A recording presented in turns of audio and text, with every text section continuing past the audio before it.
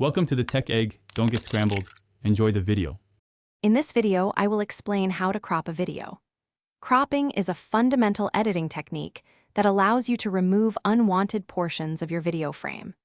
This helps you refine your composition, eliminate distractions, and adjust the aspect ratio to better suit your output needs. It's a straightforward process that can significantly enhance the visual appeal and focus of your content, making it more engaging for your audience. You have several options for cropping your videos.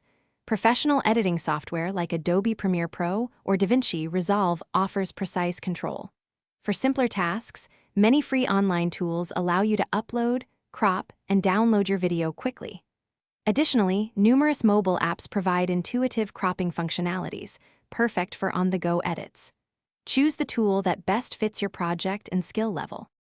Cropping a video is generally a simple process. First, open your video in your selected editing software or online tool.